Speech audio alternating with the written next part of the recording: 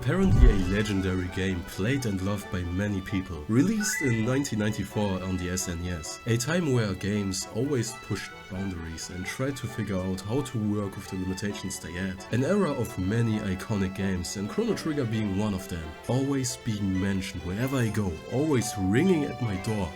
And one day I took it in and finally played it. Bro, this game is amazing.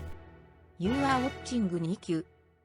You know what I mean when I say sometimes old games really do be old sometimes. I don't even mean graphics of course, but things like controls, pacing or gameplay speed, etc. It can still be enjoyable for even today of course, if you want to. And that was my expectation when I started Chrono Trigger. I was in the old JRPG gaming mindset. Slow fights, disgusting encounter rates, difficulty hard as hell when you don't have a walkthrough guide. But I mean it when I say that this game could truly be released today. There's no nostalgia speaking here, I just recently played it and it's an amazing game, even today. It just does so many things right that even today's JRPGs can't even do remotely right. When I want to play a game, I don't want to get sandwich fucked by texts telling me how to play the game every time and how to use my thumb to press X.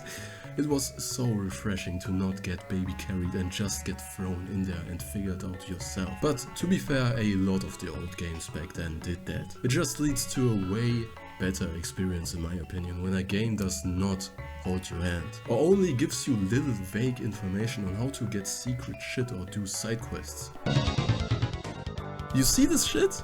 You have to fight the monsters in the overworld, in a set place and with no interruption. I think if I saw this back then in 1994, I would have shit my pants and screamed in fear of this devil magic happening on my CRT TV. A old JRPG where you can see fights beforehand and even, get this, not fight them. The combat is just fluent, having all these different techs but also invoking certain strats you can pull off with each character is so fucking fun. While still being a very simple collection of moves you can use, not having many buffs or debuffs or many special status ailments. And this point also goes with the equipments, with the combination of having little numbers as stats, even in high level, and having specific armor that you should always switch depending on the enemy. It's just simple and sweet. I felt like preparing for a fight and thinking what team combo to use was part of the fun a lot of the time.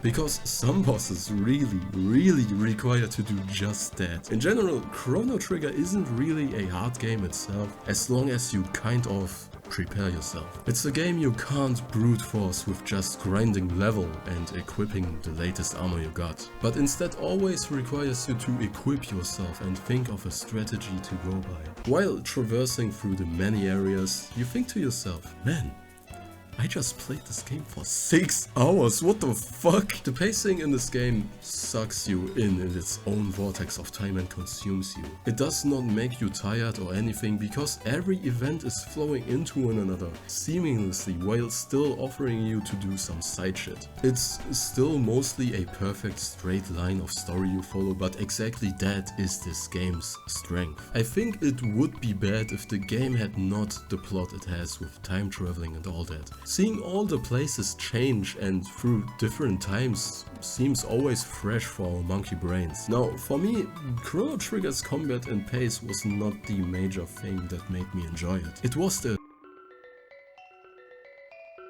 Now, I'm not a stranger to old games. I love the visual aspects of them very much. Seeing how they worked with the limitations they had and still realizing their visions on screen. Just using layers and few pixels to paint and animate Chrono Trigger's world. I highly suggest for you to go watch the off-camera secrets video from Shazaz. The sprite art in this game is so charmful, animations are still expressive and gives a lot to the characteristics of our cast. It is a somewhat short game, and because of the limitations to really build a world, they just had to put love and passion into every little detail. And I knew that as soon as I got to this part, or this, you just feel while playing that a team with passion was behind this. Taking the racing minigame for example, This was just a one-man project. A project just thrown in there from one of the programmers. Just for the fun of it, just of experimental purpose, he built a routine for special 3D effects and wanted to turn it into a racing game. If they decided it would be boring or not fitting, they could just throw it out. Do you understand what this means? He just wanted to try it out and build his thing out of own motivation, not even the entire purpose of being in the final game behind it. That's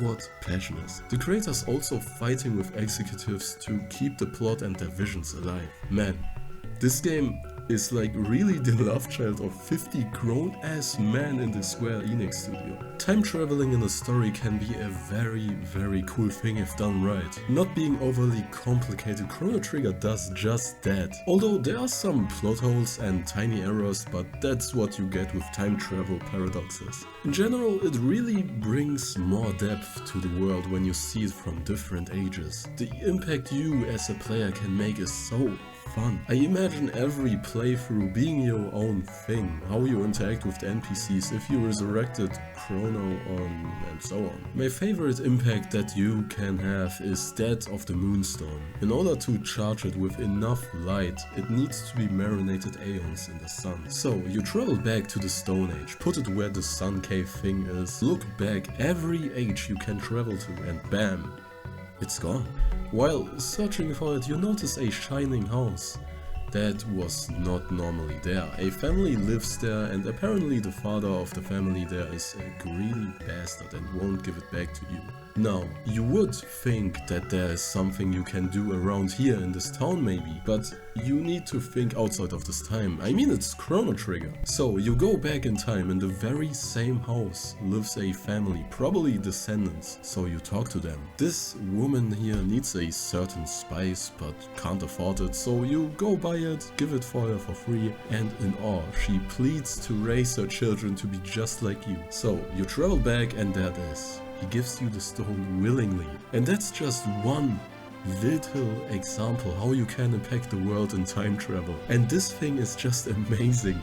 I know that this thing is a very little detail, but I just love it for some reason. These kind of intentions can really make every playthrough so unique, even though this game is so short and small. Also, which game has the balls to just kill off its main character in the middle of the game? That's insane. Now granted, you can resurrect him, but only if you look it up. Like really, it's really hard to get this shit on your own. A few other nitpicks I have with the game are of course some of the plot holes that come with the game, or the little knowledge we have of Sharla and the Mad Queen in general. I get that it's a small game, but I really would have loved it if we got to see more of Zeal and the noble family. And probably the thing that sucks the most, Magus. He's just there. His character is so interesting to me, but all we get is this, just standing there like the edgelord he is, not even talking to anyone. It's just kinda sad he did not get any development with the others, but yeah. Okay. Thank you for listening to my rambling and yapping. Chrono Trigger is pretty great. It was such a fun journey, and I can't wait to play it again sometime. And these guys on the internet dick riding it were not wrong. And I'm going to join them too, actually. Don't forget to sub and like. Keep your head up.